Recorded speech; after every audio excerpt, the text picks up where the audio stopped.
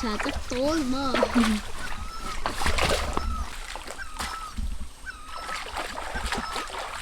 โอ้ใหญ่ๆอยู่เด้อันน่ะ ป่าพันธุ์ อุ้ย เย้พี่น้องได้ลายเติบเด้อพอได้กินพี่น้องเลยส่วนลายจะเป็นป่าพันธุ์กับปูเห็นปะโอ้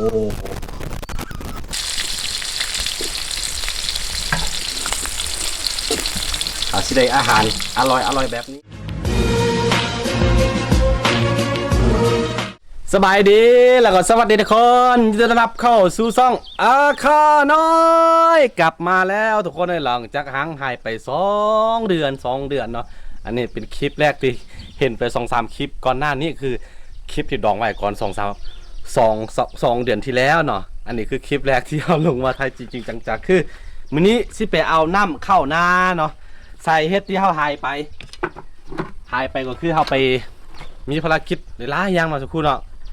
เฮ็ดบ้านไม่อย่างแด้นะเฮ็ดหลังคาบ้านอย่างเฮาคันเฮาบ่อยู่นี่สิมอบให้ในสั่งเลยบ่ได้เนาะเพราะว่าเฮือนเฮาอยู่ในบ้านเฮาอยู่เด้เฮามักแบบอยากว่าสิบล็อกแบบว่าทุกรายละเอียดเนาะเฮาเฮ็ดเองหมดเลยเนาะเฮากำกับหมดเลยนะมื้อนี้ก็เลยสิเอาน้ำเข้าหนองแล้วครับก็แล้วหนองเลยทุกคนเห็นบ่นี่สิเอาน้ำเข้าหนองเดือนหน้าเฮาสิได้เลี้ยงกันแล้วทุกคนเอ้ยเลี้ยงปูเลี้ยงปลานี่มันบ่เฮาเอาน้ำเข้า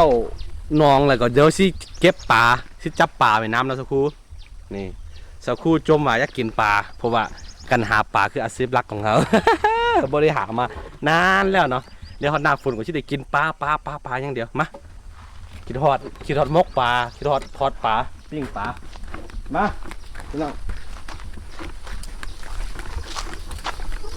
อันนี้คือหลุมห้องน้ำเขาขุดไว้นี่ไปสักครู่ไป คือที่จริงเขาขุดไว้แต่เมื่อ4-5 เดือนที่แล้วเขาปั๊มน้ำไว้แล้วมีแต่แปลงทางอะไรก็ให้มันไปได้สบายเลย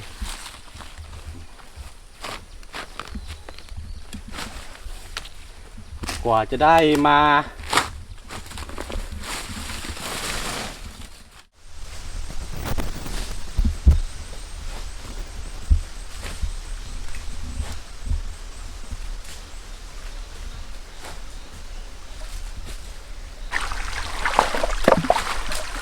ทุกคนเนื่องจากว่า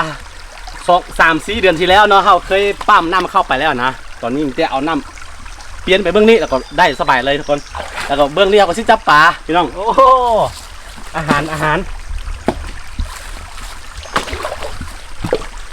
เดี๋ยวต่อไปก็มีปลากินตลอดปีเลยนี่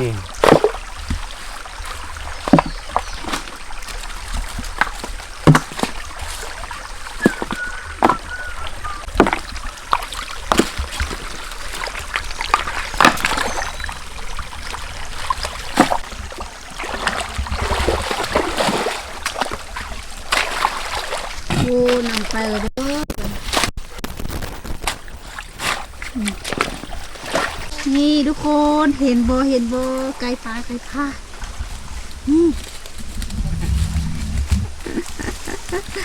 ว่าไก่ปลา ไก่บ้านเฮานี่แล้วเลี้ยงไว้ตัวไก่นี่เฮาไปใส่ก่อนน้ำมาเฮาไปหาปลาบอลใกล้ๆก่อนน้ำมาแบบนี้ทุกคนดูไหมตลกแต่ว่าคนอยู่ใส่เยอะอยู่นะขาจะโตมาก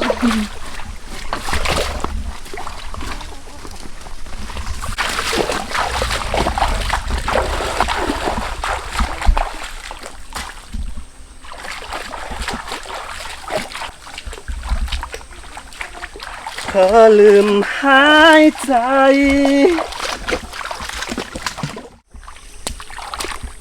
ได้เวลาจับปลากันแล้วพี่น้องเอ้ยเนาะบูว่ามีบ่มี ที่จับปลาง่ายๆเส้นนี้โอ้โหคือหอยโอ้ยจะกินปูจะกินปลาพี่น้องเอ้ย ได้แล้ว นี่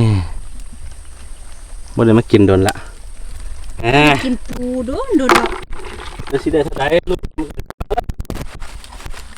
ปูนี่เลย กินต่ำนี่แหละมันจะมีปูจะมีปลาจะมีกุ้ง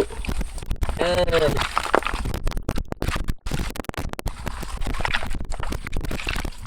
้งเส้นอ่ะ น้ำฝนก็เริ่มแล้ว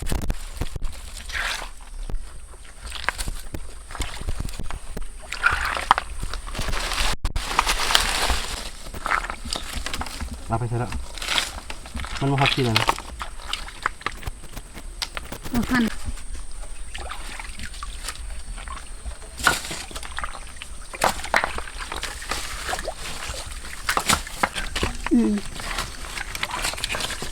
ไม่เห็น ลอยมาจิจิ มันคือตัวแล้ว มันลอยมาเรื่องกี่ มันคือตัวแล้วโอ้ ได้ ได้ ตัวใหญ่บ่ พันนี่คือปลาที่แซ่บที่สุดว่ากันมาในห้วยเนาะ โอ้นี่ใหญ่อยู่เด้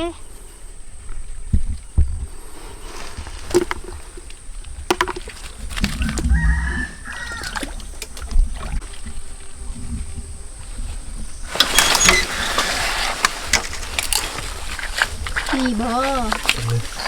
เป็นเลยเป็นเลย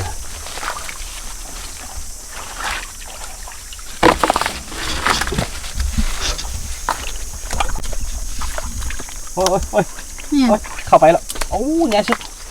ปลาพันวะ เข้าไปในนี้แล้ว โอ้ย เข้าไปในนี้แล้ว จะไปเด้อจะแบบมกกิน โอ้it's okay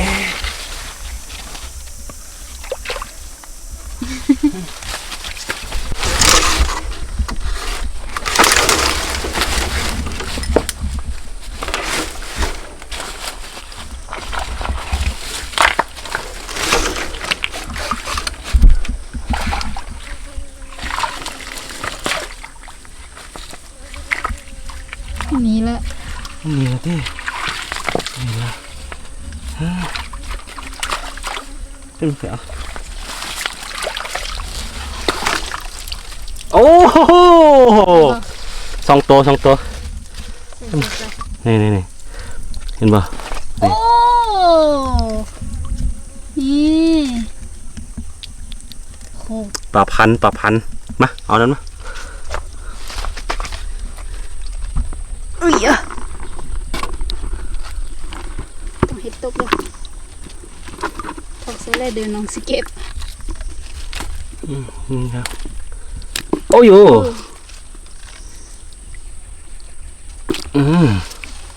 สองตัว กินไปเลย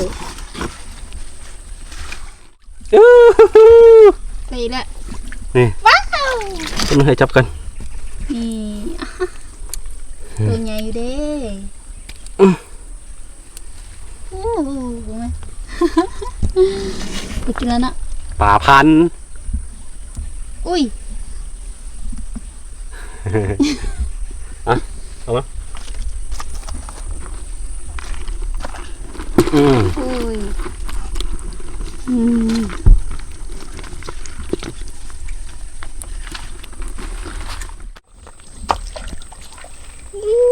ได้แล้ว เอา เนี่ย ปลาพันนี่ ส่งตัว โตเลย ปลาเท่าเดี๋ยวอยู่ดี เก่งใช่ป่ะ กินอยู่ ไปน้ำไอ้เนี่ยบ่ต้องย่าน เนี่ย บ่ต้องย่านบ่ได้กินพวดจะพอ แล้วพอหาปลา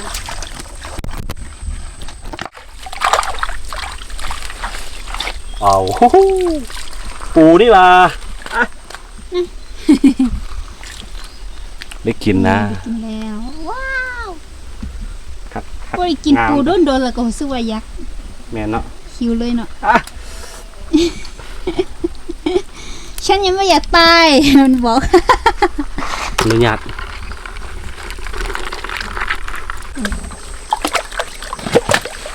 โอ้โอ้โอ้โอ้ป่าพานนี่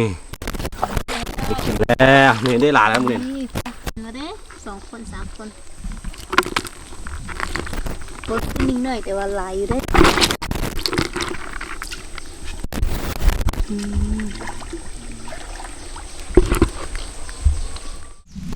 เย้พี่น้องได้ลายเติบเด้อพอได้กินพี่น้องเลยส่วนลายจะเป็นป่าพันธุ์กับปูเห็นปะโอ้ได้ลายเสียนเมนูยังกินสักครู่มึง กิน โอ้ปวดกิน ไปไกลได้ละ ตัวน้อยตัวแก่แท้ได้มาแล้วก็สิเฮ็ดอาหารไปพร้อมเลยนี่คือวิถีชีวิตบ้านๆอาศัยธรรมชาติพี่น้องเอ้ยโชคดีที่เฮายังเลยว่ามีธรรมชาติให้หากินเนาะแต่บทอื่นนี่โอ้บ่รอดแล้วช่วงนี้นะอยู่ลาวนี่อยู่ลาวนี่จะนักหน่วงโอ้พี่น้องงานนี่ต่อเดือนนี่ถ้าใส่เป็นเงินบาทก็ตกอยู่ประมาณ 3,000 ปลายนิดนึงเนาะยังบ่ฮอด4,000เลยสิอยู่ได้บ่ ค่าของชีพมันจะแพงกว่าอยู่ไทยอีกเด้หลายๆเท่าเลย โปรแกรมเขาจากไทย เพราะว่าส่วนหลายมันนำเข้าจากไทยเลยอยู่ไทยเขาไทยที่ก็20 บาท25 บาทคนละหรือว่า30 บาทเนาะบวกค่าภาษีอืม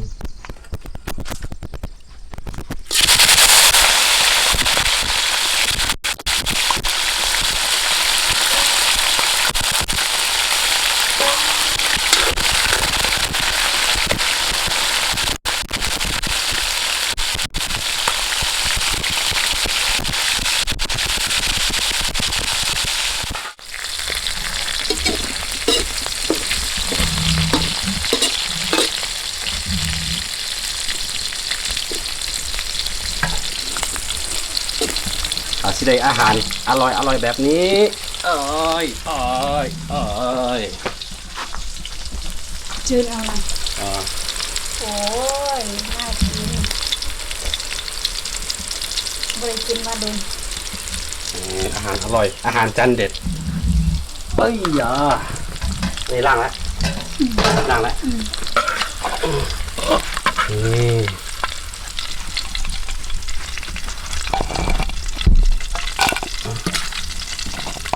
หอม หอม หอม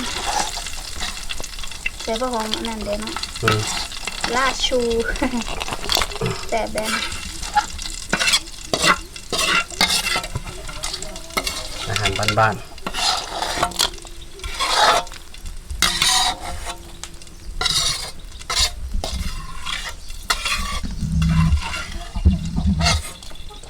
ฮัลโหล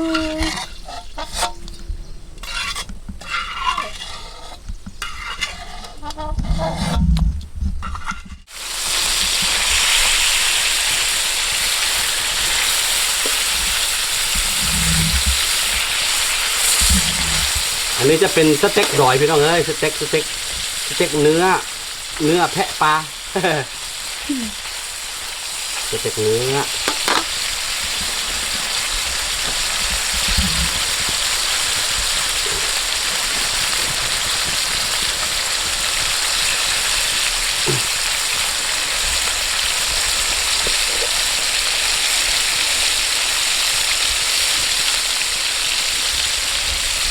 แซ่บบ่ จัดสุดๆละโอ้ สเต็กคือใหม่ รู้ไหมว่าเนี่ยกินข้าวกันพี่น้องเอ้ย หาแล้วก็กิน กินข้าว